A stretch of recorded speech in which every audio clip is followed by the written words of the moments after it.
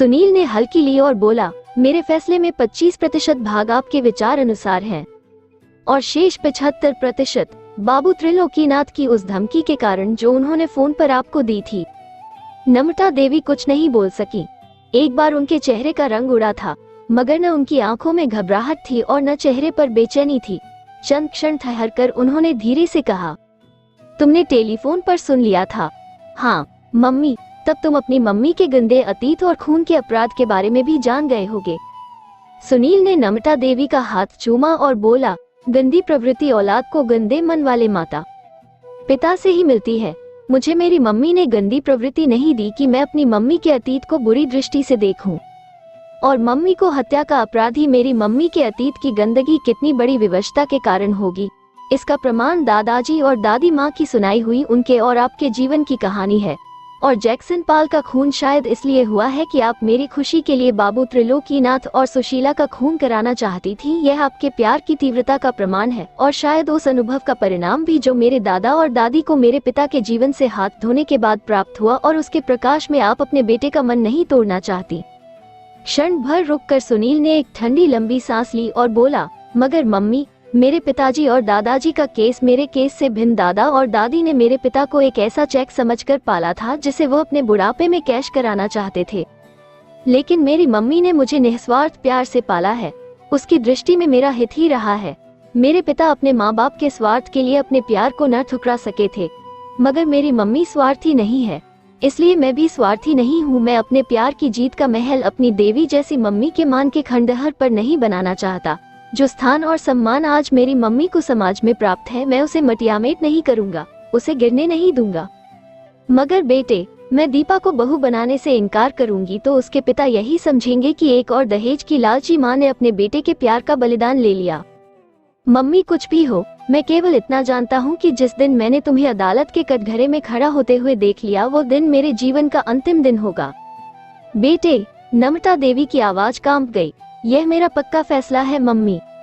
नम्रता देवी कुछ देर तक ध्यानपूर्वक सुनील की आंखों में देखती रही, फिर बोली, तुम्हारा ये पक्का फैसला सुनने के बाद मैं यह अनुभव कर रही हूँ कि तुम्हें अपनी मम्मी के अतीत का वो भाग भी मालूम हो जाना चाहिए जो तुम्हारे दादा और दादी द्वारा घर से निकाल देने के बाद से तुम्हारे संभालने तक का है, और जो तुम्हारे लिए अंधेरे में है, क्योंकि तुम्हारा यह फैसला कि तुम सुशीला से शादी करोगे तुम्हारी मम्मी को खून के अपराध की सजा से बचाने का एक उपाय है, जबकि सचमुच तुम्हारी मम्मी ने खून किया है और तुम नहीं जानते कि उस अपराध की मुझे जरूरत क्यों पड़ी। सुनील कुछ नहीं बोला, वो चुपचाप नम्रता देवी की आंखों में देख रहा था। नम्रता देवी कुछ देर शून्य में घूरती रही, फिर धीरे धीरे यूं बोलने लगी मानो कोई अपने आप से बातें कर रहा हो। मेरे लिए वो दिन जीवन का सबसे भयानक दिन था जिस दिन माँ जी ने मुझे घर से धक्के मारकर निकाला था। थोड़ी देर पहले मेरे पिताजी मेरी केवल एक झलक देखने की इच्छा लिए उस दरवाजे से निराश चले गए थे। उस दिन बरसात आरंभ हुई थी। मैंने समझ लिया था कि मेरी ससुराल का द्वार अब मेरे लिए कभी नहीं खुलेगा। तब मैंने सबसे पहले अपने पिताजी को ढूंढकर उनसे मिलने का फैसला किया था कि पिताजी के साथ कोई ठिकाना बनाने के बाद मैं तुम्हारे पिता या अपने पति की तलाश करूंगी, क्योंकि मुझे विश्वास था कि मांझी और बाबूजी मुझे चाहे कितना ही गलत क्यों न समझ रहे हो, मगर मेरे पति को तो सच्चाई का ज्ञान है, इसलिए इस बात का प्रश्न ही नहीं उठता कि वो मुझे ठुकराएंगे। और मैं सोच रही थी, अब तो मैं पिंजरे से भी आजाद हो चुकी हूँ। मेरे पति के और मेरे बीच अब कोई दीवार नहीं है। बोलते बोलते नम्रता देवी की आवाज स्वप्नमयी सी होती चली गई, मानो यह एक चलचित्र के कल्पना पट पर रनिंग कमेंट्री दे रही हो। माधवी का सारा शरीर पानी से भीगा हुआ था। हवाओं के झकाड़ों से बारिश की गति बढ़ती जा रही थी और बूंदों की बौछार बदन के नंगे भागों से ऐसे टकरा रही थी जैसे छोटी कंकरियां टकरा रही हो। माधवी बुरी तरह लड़खड़ाती इधर उधर देखती आगे बढ़ती जा रही थी। फिर एक जगह सड़क पर कुछ भीड़ नजर आई। कुछ लोगों ने छतरियां तान रखी थी, ऐसे लगता था जैसे कोई सड़क पर गिरा हो। फिर माधवी ने दूर से देखा, राहगीरों ने छतरियां ताने किसी को सड़क पर से उठवाकर फुटपाथ पर दुकानों के शेडों के नीचे ले जाकर डाला था। जाने क्यों माधवी के दिल को एक जोरदार धक्का सा लगा और साथ ही उसका मस्तिष्क चीखने लगा, पिताजी, पिताजी। फिर माधवी दौड़ती हुई भीड़ को चीरने लगी।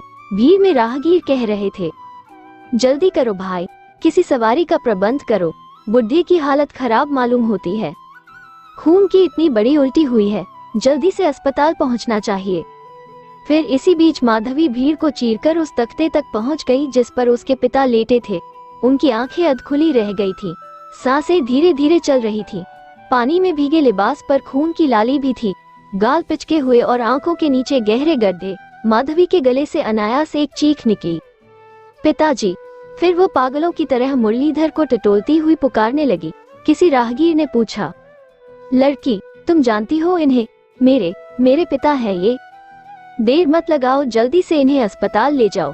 भगवान के लिए जल्दी से किसी सवारी का प्रबंध कर दीजिए, माधवी ने रोते हुए कहा। ठहरो, मैं सवारी लाता हूँ, एक नौजवान बोला। फिर भीड़ से निकलकर थोड़ी देर बाद वो एक तांगा ले आया। माधवी को हटाकर कुछ लोगों ने मुरलीधर को अगली सीट पर लिटा दिया। जो नौजवान तांगा लेकर आया था उसने आगे बैठकर मुरलीधर का सिर अपनी गोद में रख लिया और माधवी से बोला, आप पीछे बैठ जाइए। पीछे बैठ गई और तांगा तेजी से सड़क पर दौड़ने लगा। माधवी को ऐसे लगता था जैसे उसका दिल सीने में से निकला पड़ रहा हो। सीने में जैसे किसी ने बहुत भारी चीज ठूंस दी हो और गले में हजारों चीखें घुट रही हो। वो बार बार अपने पिता के सूखे पैरों को टटोलने लगती।